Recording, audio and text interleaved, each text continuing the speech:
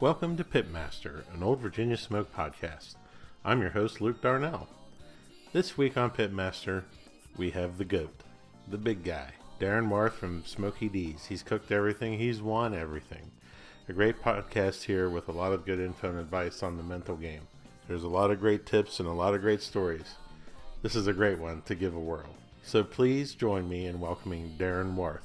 Okay, we're here with Darren Warth from Iowa Smokey D's. How you doing, buddy? Great. Great. That word is used a lot in conjunction with you. Great.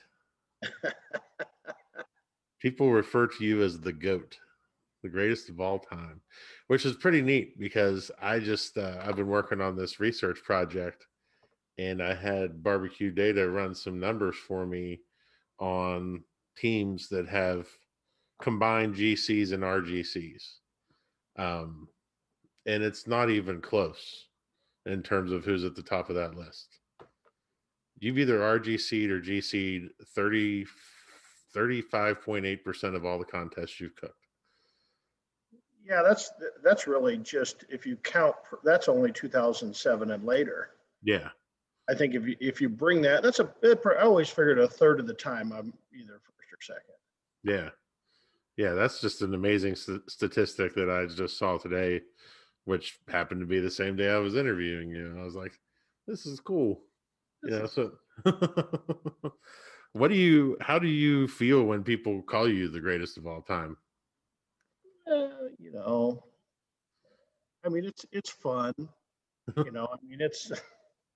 I'm kind of a no nonsense guy, so it's kind of a joke, a nickname, whatever, greatest of all time. Am I the greatest of all time?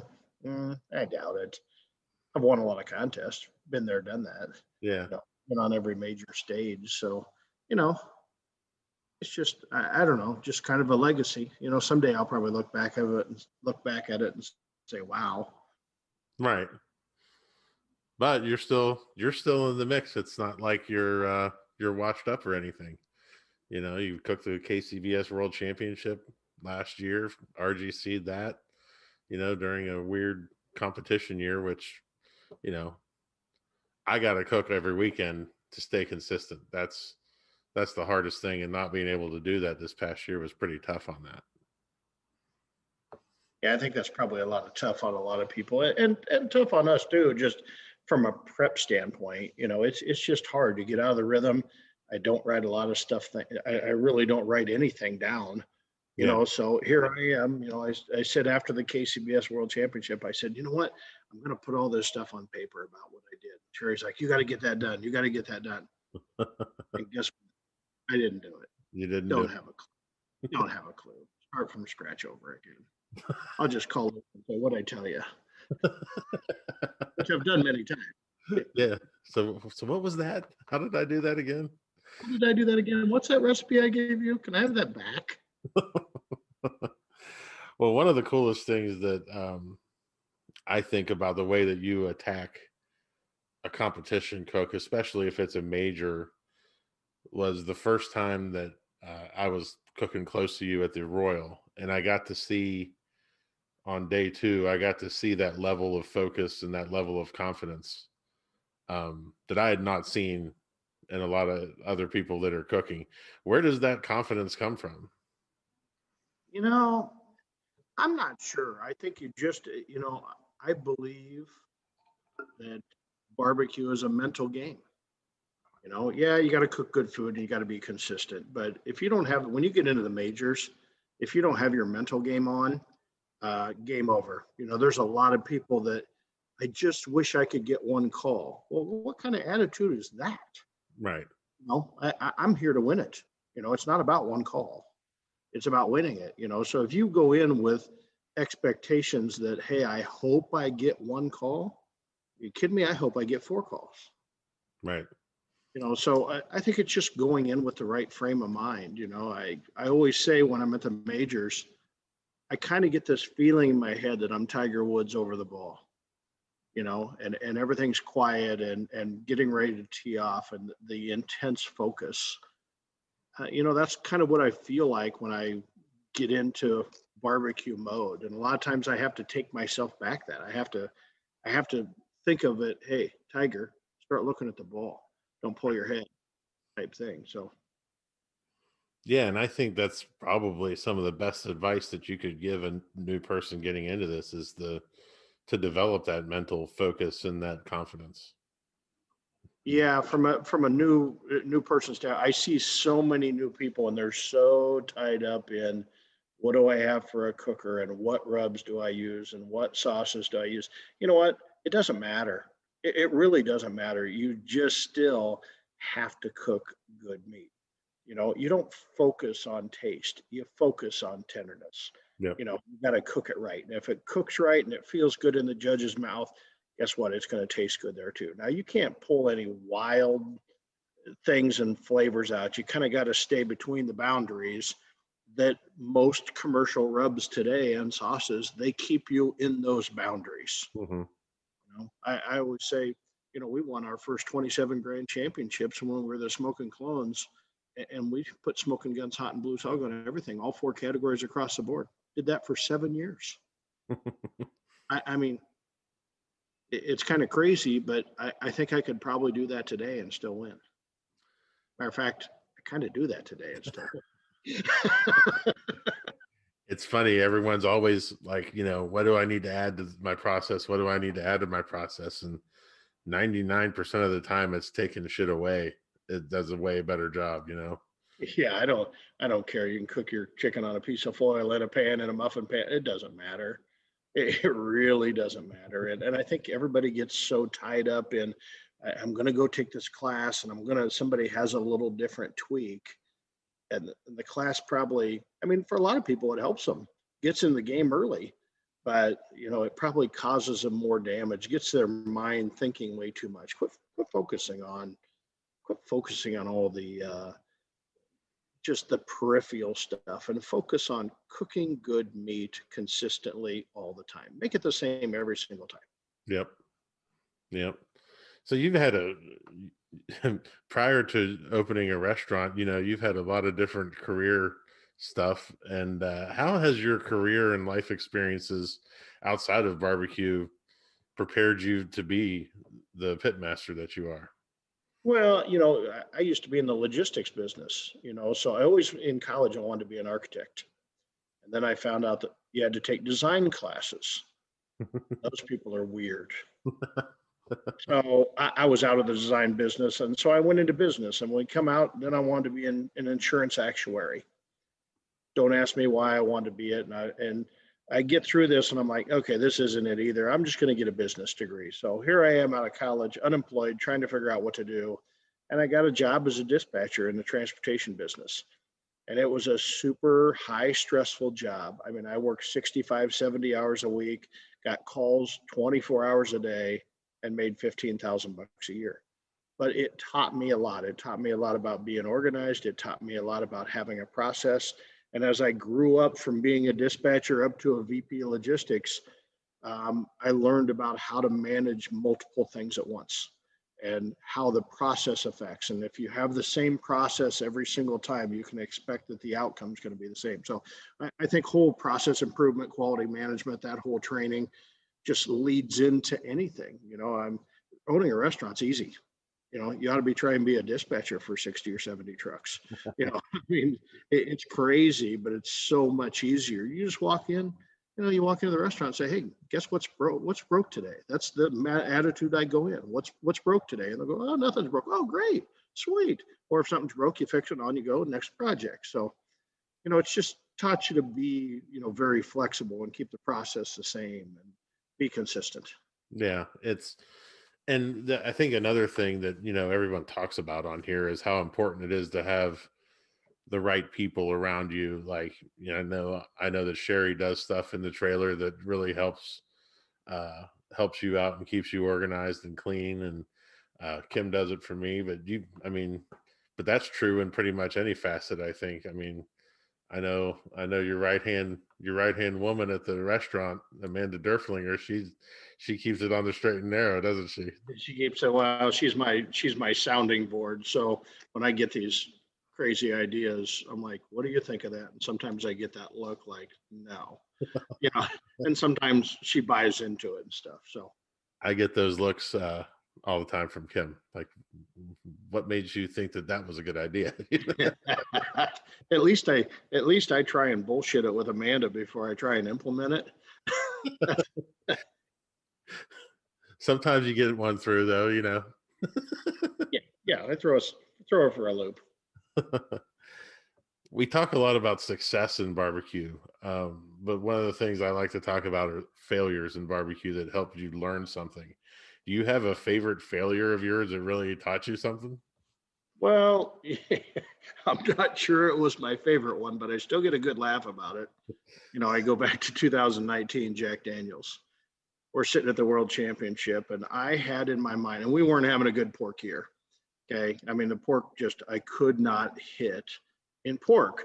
And so I'm like, I'm going to switch this up. So I was talking and, I was seeing all these older judges and at the Jack, and I'm going, you know what? Instead of pork, instead of throwing all these different things at them, I'm just going to throw a nice box of pulled pork at these judges. And Sherry, I had this in my mind for 2 weeks. And we get there, and Sherry's like, "You're going to do what?" I'm going, "Yep, I'm doing it. I'm turning in a box of pulled pork." She's like, "Okay, you're crazy, but okay. I think it's stupid, but so we go to turn ins, and I'm turning, and I start to build this box of pulled pork, and it was chunks and pulled, kind of all mixed in together. I mean, it looked really good. And Sherry looks over and she sees these money muscles sitting on the table. She goes, "Oh, yeah, those look so beautiful. You got to turn those in." And I reached over to him and grabbed him up and tore him apart and put him in as part of the chunk of the box. And she's like, "I can't believe you just did that." So anyway, we turned it in, right? We go to awards, and we had an okay cook, nothing great. And we get a fifth call in chicken. We win first place in ribs. Uh, we end up getting third place in brisket. And right when they're announcing pork, they said, and then another 180. And we had just got a 180 in ribs. And they said, another 180. And Brad Leininger was sitting across from me, and he knew what I did. And he looked across at me and started shaking his head. And then they called him for a 180 in pork because he had got a 180 in dessert. So anyway, we end up getting 57th place in pork that day, and reserve grand champion. If we would have got 56th place, we win the Jack for the second time. So that was probably one of my failures, just kind of sometimes when you're listening to your conscience, it's better to just listen to your wife instead. Because she tried to talk me out of it all the way up until the very end. And you tore the money muscle up right in front of her. That's awesome. Right in front of her. And her eyes were, she just shook her head, and we'd won the Jack before. So it was like most people would think this is a world championship, but we'd been there, done that, So I'm like, I'm going to take a risk. It's either going to pay off or it's not. And I'm not a big risk taker, but that day I felt like being it. And I had it in my mind I was doing pulled pork. So, well, sometimes you win, sometimes you lose. Right, right. And sometimes you have to, it's a good segue into a different question in terms of those type of gut feelings. How do you make the decision on what to follow and what not to follow? You know what I mean? Well, something, if your intuition's telling you something, if it's telling you your brisket's overdone, it's Yeah. probably overdone. And we found that a lot cooking in higher elevations where temperatures really don't matter anymore and everything becomes feel, or you get this mindset that, hey, I have to pull my brisket at 210 degrees, say, and all of a sudden it's at 205 and it's just beautiful. And you're like, I really should pull it. I really should pull it. I really should pull it. And then you don't pull it. And then all of a sudden it's overdone. Right. Or, the opposite way that, it felt really good, but I know it's going to tighten up, but I'm pulling it anyway. And then it tightens up on you. Yeah. I think a lot of that is just learned through experience. I tell people all the time, they're like, how did you get better? I'm like, cook 100 briskets, man. Like, cook Yeah. them, know them, and that's the only way to get better. Yeah, when we first started, there really wasn't much of the internet even back in 2003. I mean, Google wasn't really a thing, so we had the barbecue forum that a lot of people shared, knowledge on there, but there wasn't a Facebook, there wasn't barbecue classes, there wasn't any of that stuff. So if you learned it, you practiced it, or you went to a contest and tried to kind of shig it off somebody else. Right. And there was mentors back then that helped you and wanted to, move along. And now today, I mean, it's crazy. You can take a team that's never competed in their life, go take a class, and they win grand championship next week. Well, wasn't that easy back then? Right. And that's, a lot of classes right now, it really has leveled the playing field. And, a lot of people like to say, oh, the judging's changed and made barbecue different. And I'm like, no, everybody's gotten better or has more knowledge now than they did, Right. Yeah. It used to be people were good, at a couple of categories. They'd come in and were good at a couple of categories, but they could never put all four together. Mhm. We were able to put all four together. And, that was a thing. That's not the case anymore. I mean, it's crazy how the level of barbecue, but it's the same judges. I mean, you can you can blame it on the judges all you want. There's a lot of people that, come over and they taste this, and I'm going, you really want me to taste this? Because I really don't want to taste it. I mean, if I taste it, I'm going to tell you what it's like.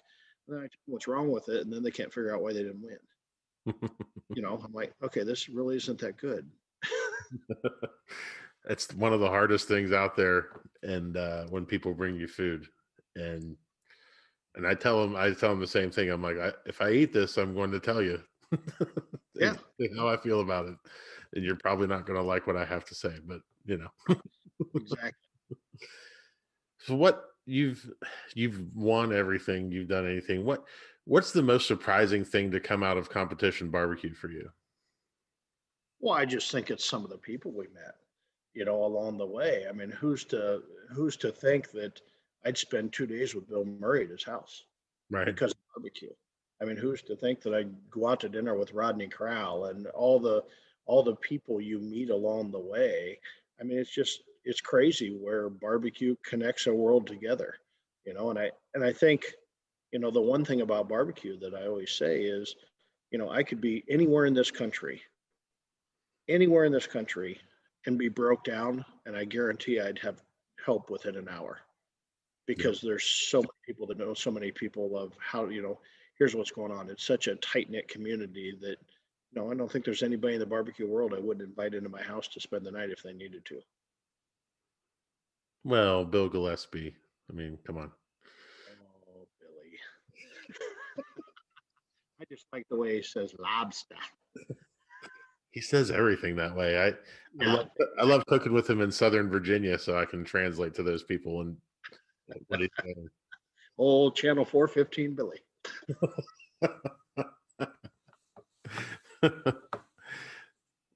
So you've mentioned tenderness and organization. Are those the things that separate a good pit master from a great pit master? Well, I think, yeah, and consistency.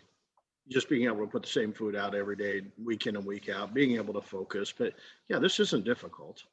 Right. It really isn't difficult. You can get your mind all psyched up and whatever, but just go cook. I mean, we went to Kansas City during the World Championship. We didn't think we had. I wasn't feeling very good, and I had a sore back and was just kind of out of it, and had a cold coming on, and just wasn't me. And so nothing tasted good, which I don't taste much anyway. But it just didn't seem like everything was going right. But at the end, we were able to say, hey, let's turn in these boxes and see what happens. Worst thing you're going to do is lose.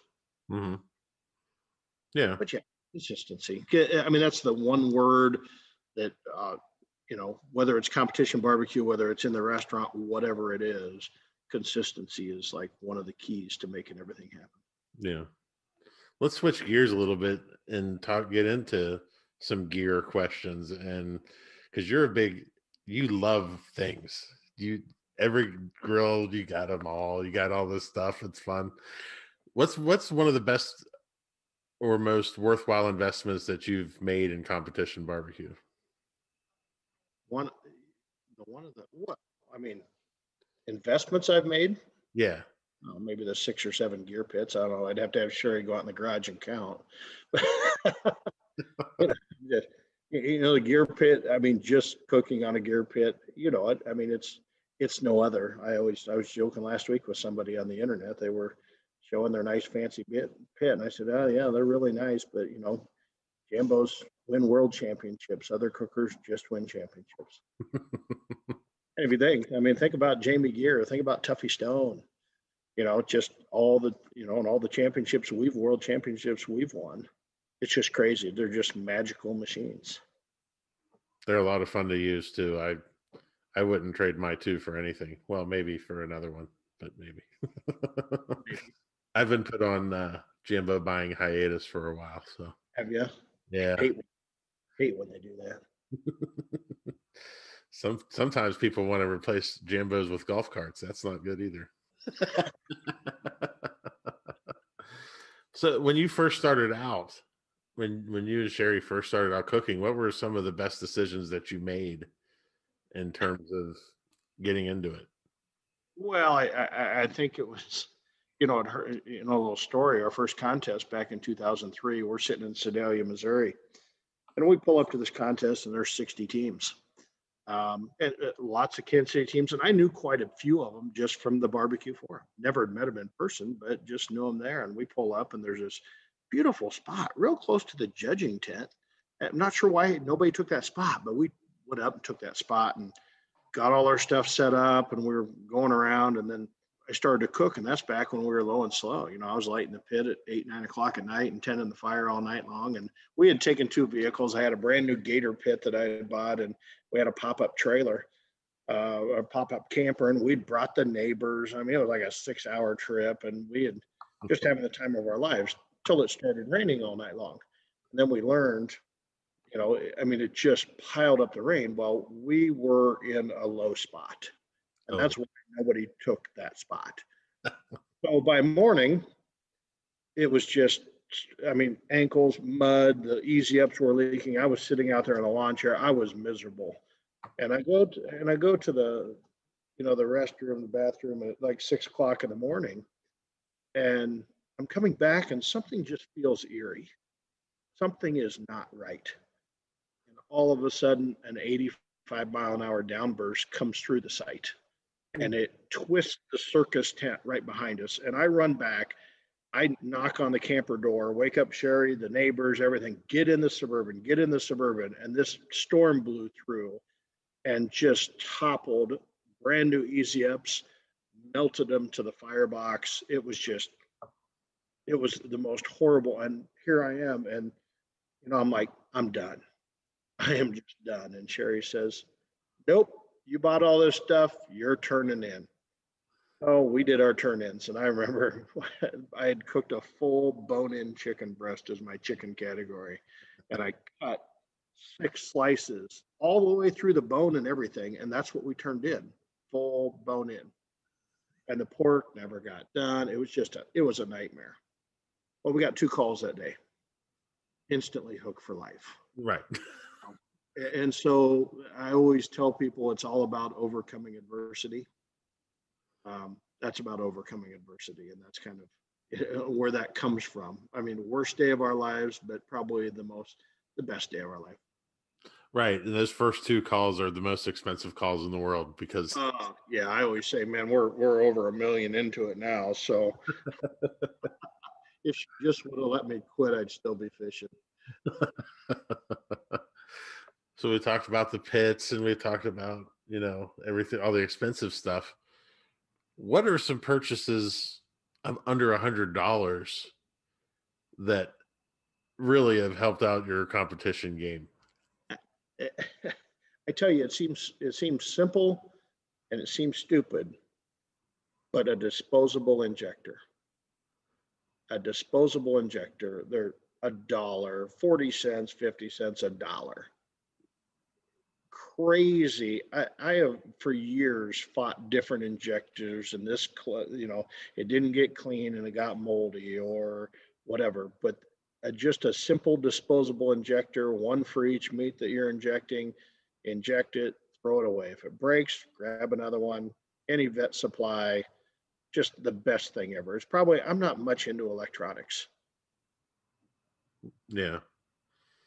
So I'm not a big electronics guy. I've tried to kind of move away from having probes in meat, even though, it's some that I do. I want to watch, but for the most part, you just kind of get this feeling that, hey, pork's probably done.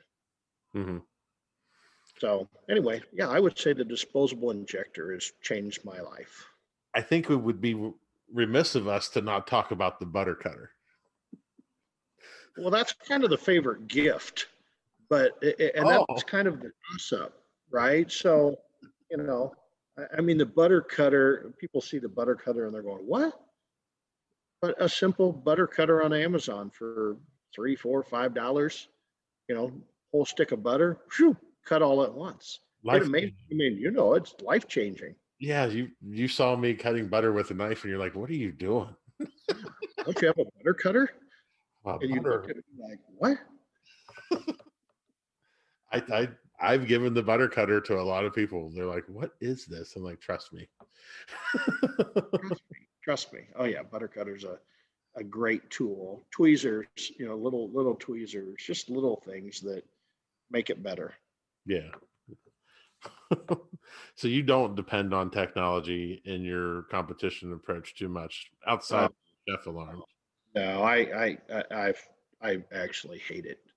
I am not and I've tried it all and have digital. I used to have FEC 100s in the back of the trailer, and we'd put meat on low and slow, 11 o'clock at night, and I'd have these control boards and all this stuff, and I want to be able to look over my phone, make sure it was alarming me, and it never worked, and it didn't work from the front of the trailer, the back of the trailer, and it's just like I'm just not a good technology guy. I have a lot of frustration when it comes to technology,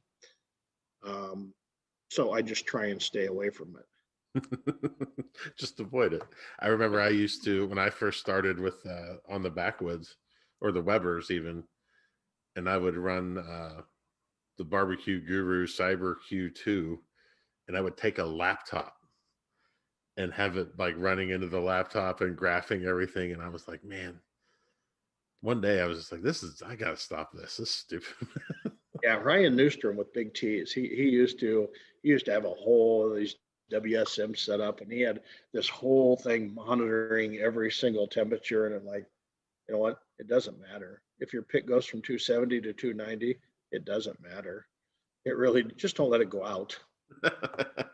That's the worst thing that could happen. But even then though, it's not the end of the day. There's ways to come back from that too. Yeah, just start up another chimney of charcoal, and back you go again.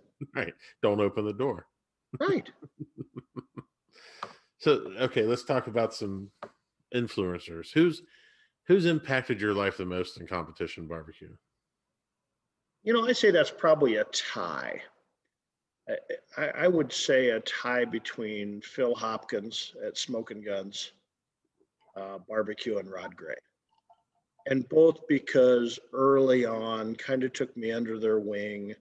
Phil, even from the restaurant business, took me under his wing. He's created probably I know by far the best barbecue rub ever made, still in everybody's repertoire that's there, and just kind of showed me the ins and outs early on competition barbecue. And Rod and I, we were old friends from um, even the pellet envy days when he was first getting going, and Rod he still is a really good cook, but we just talked things back and forth. We spent hours on the phone and back and forth and text, and we cooked a lot. The only class I ever went to a class which was Johnny Trigg and Rod Gray, and I really never paid attention because people are like, why aren't you paying attention? I'm like, oh, we cook the same stuff, and it was interesting to watch Johnny, or at least taste his ribs. Still one of the best ribs I've ever tasted in my life. But it was just interesting. But those two are probably the most influential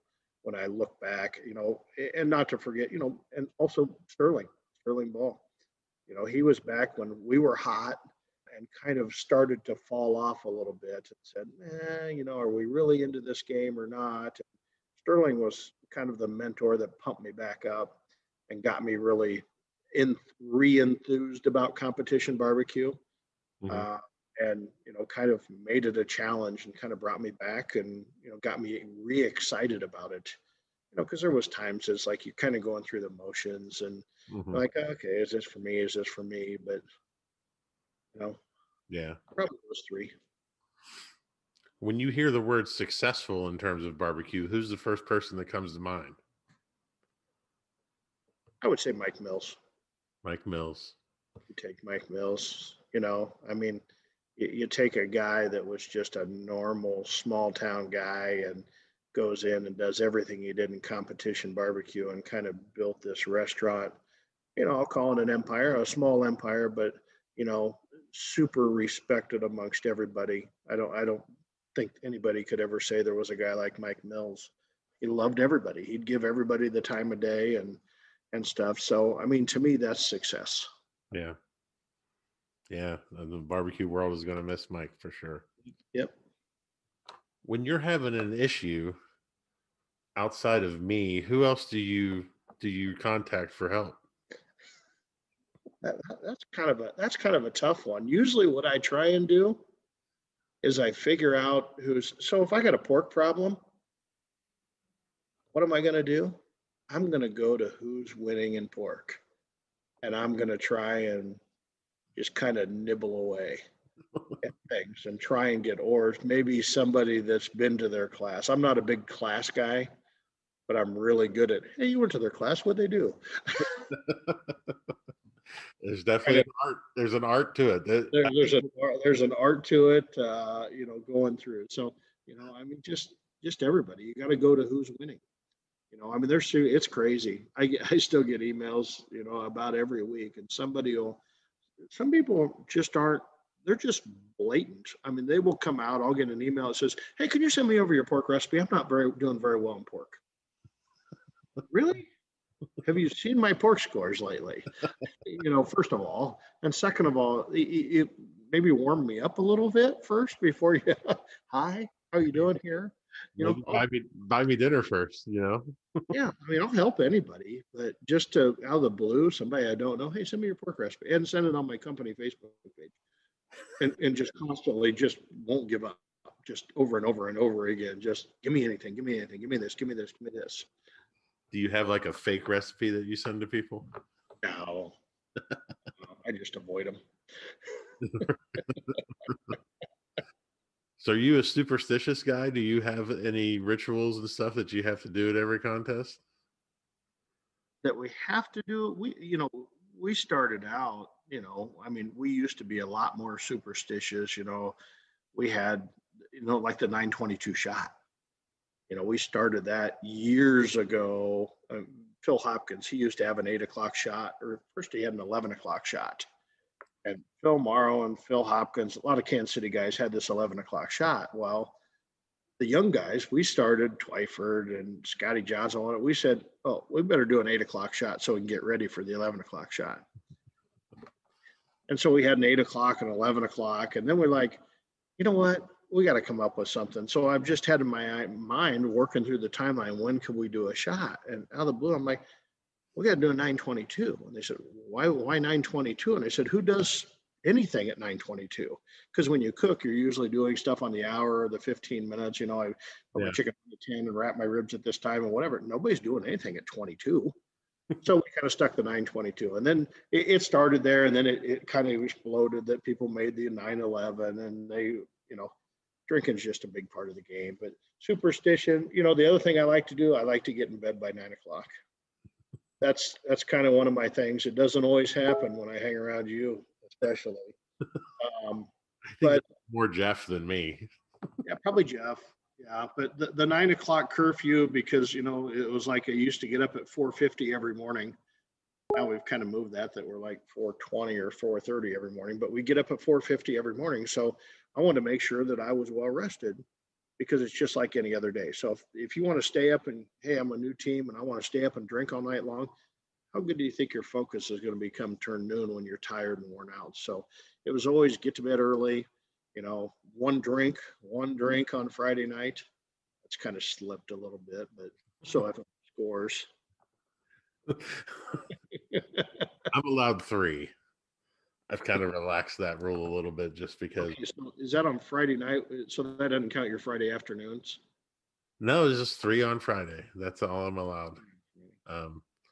Yeah, and there's a lot of rules that Kim has, and she's got spies everywhere. Like people rat me out real so fast. But that's for another podcast, another day. Kim's going to start emailing or interviewing teammates. It's going to be awesome. Oh, good. Do you do the same prep stuff during the week? Like, is your competition week the same every week, or you just kind of get it done when you can? It used to be the same. Back when I was good, it was the same. So I mean, I always made it, and it's funny. I always made sauces and injections on Sunday night, and now people are like, you can't make that more than 2 days ahead of time. Well, we used to make it on Sunday night. So we did that on Sunday. We always did chicken. We'd try and get that out of the way early in the week because that was the worst one. Mm-hmm. Now it's the one that I actually like to trim the most. But so what we try to do is do something every night, do a little bit every night so you weren't rushed at the end of the week trying to get everything jammed together. So if you did a little bit and spent an hour every night getting stuff done and took a night off somewhere in the middle there, you could, and if you had a trailer, you could do that pretty easily. Now it's like kind of like a train wreck a little bit. When you're not cooking every single weekend, you get out of a rhythm and you're like, yeah, I'll get that done next. I can trim chicken and pork and ribs and whatever. And then you're sitting there that night going, oh, what did I do? Why did I sit on the couch yesterday? Right. I think it's good though. I did I that think a couple times. Yeah. I did that a couple times last year. I'm like, I'll just trim it at the contest. I was big into that. That's like, this was a terrible idea. Terrible idea. I mean, it used to be if I trim ribs on Tuesday, and you trim them and there's something you didn't like about them, you go get more ribs, right? Now you're like, yeah, throw them in the cooler. I'll trim them when we get they're good enough. We'll make these work. We'll make these work. You listen to music while you're cooking? Hate music. You hate music? I am just not a music guy. I mean, sometimes Sherry will have it playing, but if I'm cooking by myself, you're not going to find music. I'll drive halfway across the country and never turn on the radio on my truck. Wow. I'm just not a music guy. I'm a thinker. That's what I like to do. I just, focus and think. And, I think about as I'm driving, even today, I'm thinking about the restaurant or thinking about things.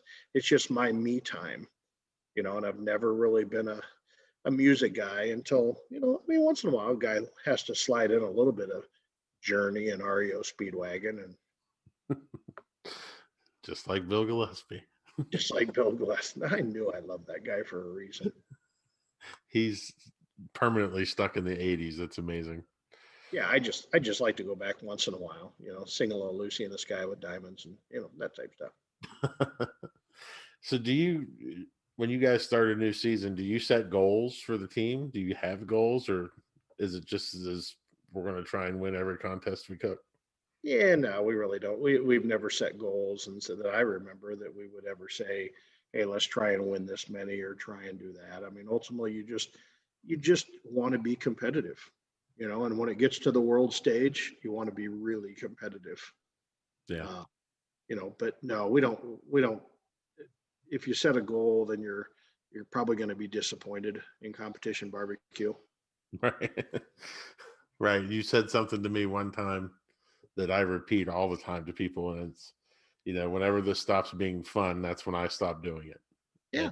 And, right. I think that's just a great saying. If you're not, if it's become something that you don't like, or because you've made these goals for yourself and you're not hitting them and that frustrates you, then maybe you should adjust the thinking or find something else. That's exactly right. It's all about fun. We've had more fun than probably we should have been allowed. Absolutely. I can think of one specific instance. Way too much fun. I don't know what you're saying. It's all fun and games till somebody gets pregnant. Right. So what, you've been around barbecue and you've seen it change over the years. I mean, you've been doing it almost 20 years now, probably. Yeah, we're 17 years maybe. What do you see as the future of competition barbecue? Well, I think somehow this whole, when we first started, It was an easy up tent gig. The rich guys had they had a motorhome, wasn't a fancy motorhome, but for the most part, it was a tent thing. And I see today it's transformed into people are spending their kids' college education dollars on barbecue trailers trying to go out and win a prize that doesn't exist. And so, I mean, back in the day, I feel like I'm an old guy back in the day. Um, but our best year ever, I think we won $169,000. Not sure anybody's ever done that, and I don't think it'll ever be done again because there's just not that much money. We used to be able to sustain our habit. Some years we would break even, some years we would make money after all the expenses. But if you're going to be out and do 25 contests, I mean, you got to make 40, 50,000 bucks to pay for the thing, let alone the equipment. That's not happening today. All those big contests are kind of gone. So I see it kind of going back. We got to somehow get it back to a blend between the backyard, which I see those guys are still the love of loving to cook, and guys getting or gals getting together and having fun and cooking, trying to win a prize, versus everybody wants to win a world championship today and going through all kinds of cost of, hey, I don't know how to cook a regular brisket. Why would I cook a $200 one? Mhm. Because that's what the class told me to do. So I'd like to see it where it was, maybe brought back a little bit into more one-day events Mhm. where people don't have to make a huge investment. There's a lot of people that blow all their vacation and time on, um, barbecue competition. Well, if we could get to one-day events, and maybe we're just doing some ribs, or some of the best cooks I've had were just, hey, do a couple rib and a couple steak in a day, or something like that that's low prep and things. And then also have a big money stuff. So I want to play for big money, then I'm going to do all four and I'm going to spend 3 days getting ready for it. Or hey, it's just as equal that I can go out and compete and do a rib contest in the parking lot on Saturday when I don't have a lot of time. Right. There's got to be a blend there because there's still a very um, there's a big population of backyard cooks that take it very seriously and that are good cooks that just maybe don't have the financial to get into the big show. Right. Like, okay, but you guys are acting like we did 18 years ago. So somehow how do we bring that blend back in, that it's not a bad thing for, Smokey D's to go cook a backyard rib contest, or a rib contest and quit calling it backyard, just cooking against other people and learning. Yeah, KCBS started those single meat rib contests last year. I got to do a couple of them in New Jersey, and they were a lot of fun because there was a big backyard contingent there. We had a guy that came, Big Al. He wasn't very big; he's a little guy, and they didn't want to give him a full site because he just had a Smoky Mountain, and that was it. So he came and set up in our site. He had never been to a competition before, never seen anything, just wanted to cook his ribs. Yeah, it was a lot of fun seeing that and seeing that enthusiasm. And I used them to play around and do different stuff. I'd never done gateway drum ribs in a contest before. So I was like, I'm going to do these rib contests on that. It was fun. Always, it's all about different. It's all about having fun. And I think sometimes in the big scheme of things, when people start to lose out on that, and they worry too much about winning, or worrying too much about, can I get a sponsor? I mean, I've never sponsoring teams give me a flag, and it's like I just gave you $1 million, and fly, and they just want to be part of the group, whether they're paid for it or not. So We've talked a lot about focus, and we've talked a lot about being in the game. Do you engage in psychological warfare at barbecue contests? I created psychological warfare in barbecue contests. Let's just straight to the point. Years ago, it kind of started. I always, and it doesn't work so much anymore because I keep sharing the idea with people. But I remember one of the first. I don't know. It was probably 2013, 2014. We're sitting at the American Royal, and I look down and here's Rod Gray sitting, and he's 50 yards away from me, but I could still see him over there. And I thought, I'm going to get him. So I called him up on the phone. And Rod's like, "Hey, what do you need?" And I said, "Just wanted to make sure you got a call today," and hung up the phone. And so it became fun to do that. People would be sitting right in front of me, and I would call them up. The Motley Q crew, Onion, and those guys. I'd call them up and say, "What do you need? Aren't you right behind me?" "Yeah, I just want to make sure you got a call today." And that type stuff. But I mean, even some people take it so seriously. And if you can start getting their head and, tell them, "Wow, you've really been struggling lately," and type thing. And then they start thinking about it, gets in their mind, it's subliminal, messages. So it doesn't work on me. And when I go to the Royal, no, so many people know that I have to shut off my phone. Right. Or else it'd just be constantly ringing. It'd just be constantly ringing. Yeah, people saying, "I hope you get a call today," or "I just want to make sure you got a call today." I've seen you do some things to people too that just make me laugh. Like all the guys that call you Daryl. Yeah. And I was just like, why do they call you Daryl? And you were like, only the people that are scared of me call me Daryl.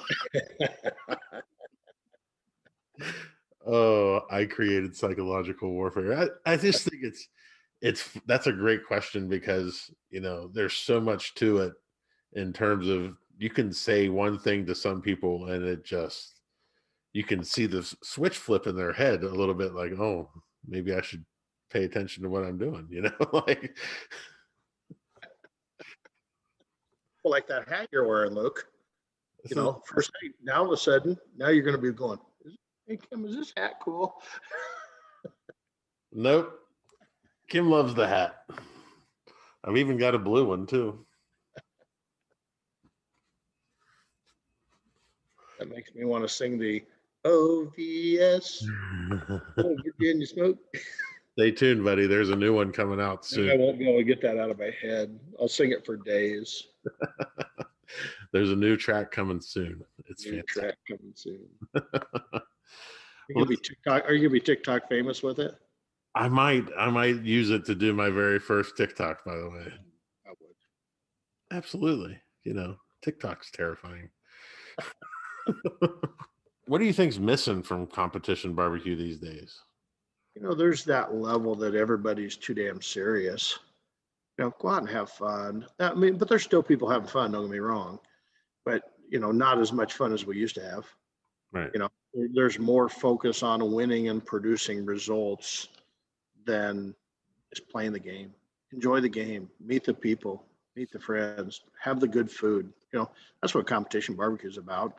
It's not about going to a contest. It's about where can I find some kick-ass local food to eat at the night before or the day after, that type thing. I mean, it's just a journey. That's what the journey's about. Right. And I just think about the things that we found from, traveling all over the place and cooking different things. And I can think of like 2 or 3 things that you've turned me on to that I'm like, like Kelly's mustard. Like, yeah. That's amazing. What else is there? Kelly's mustard. Smoked bologna with pimento cheese and grilled onions. Yeah, that sounds good. You haven't had that? Wickles. The pickle. Wickles. Yeah. I introduced somebody to Wickles. Who was that last week? They said something about Wickles, and I'm like, "What are you talking about?" No, they are sending me a picture. Found them. So let's get into some rapid fire questions here at the end. Can you just say pass? No. No. So I'll just do a bunch of that type stuff? Yeah, sure. Okay. What do you see about barbecue on social media that upsets or bothers you? What do I see about social media or on social media about barbecue? People posting crappy boxes, wondering why they didn't get 9s. It's my favorite too. Like, why didn't this do what better? Well, it looks like because it looks like a train wreck. Exactly. Do you have any favorite pre, during, or post competition meals?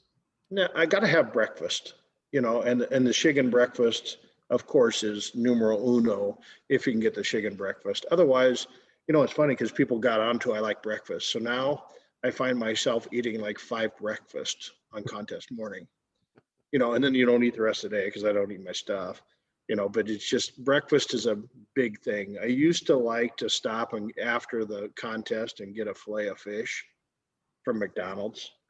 I haven't done that much lately anymore, but yeah, for the most part, breakfast. I'm a breakfast guy.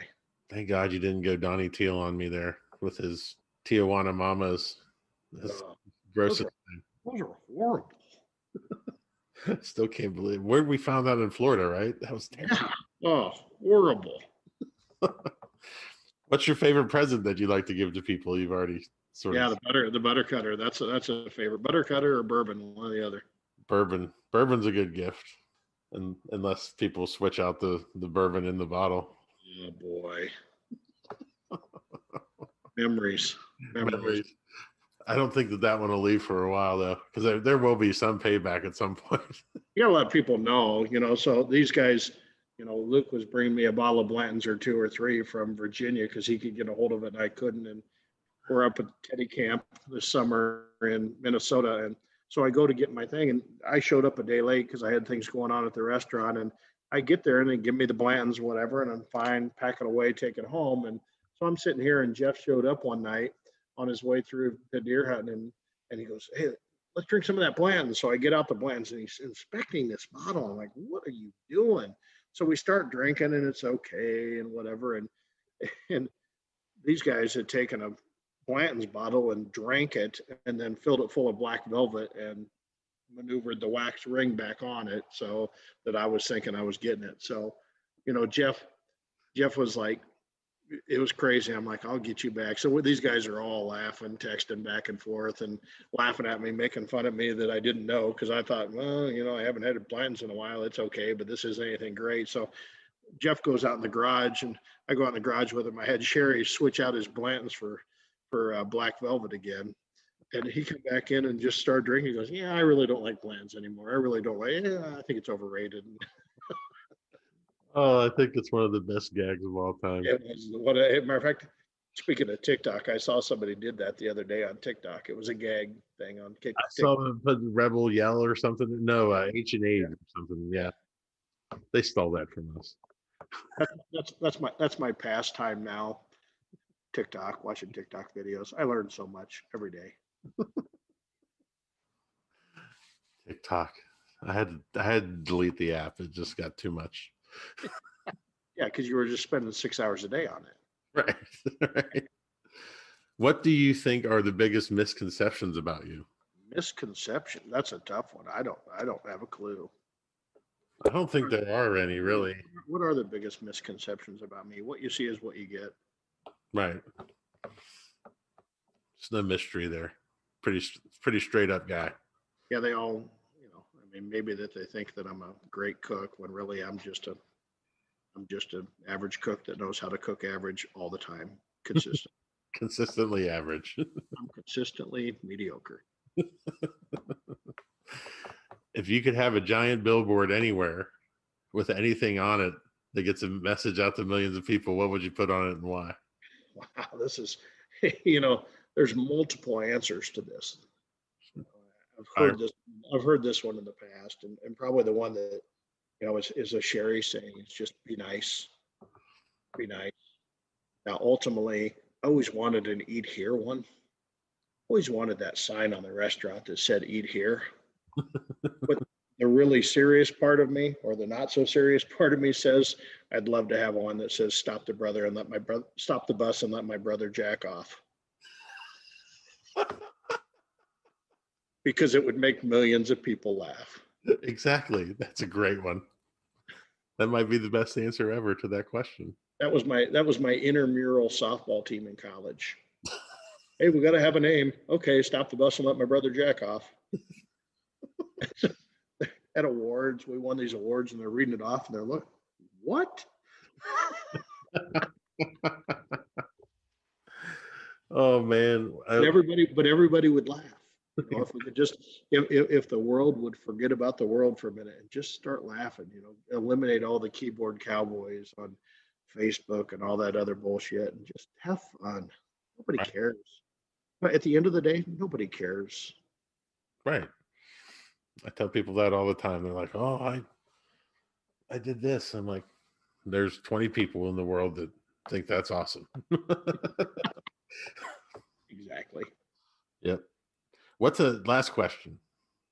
What's an unusual habit that you have, or something, an absurd thing that you love that just doesn't, that's just completely out there? Wow. I'm not sure there's anything really that weird.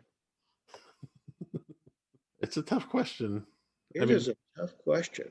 mine's easy. It's sending underwear to people. I love doing Yeah. that. Oh, yeah.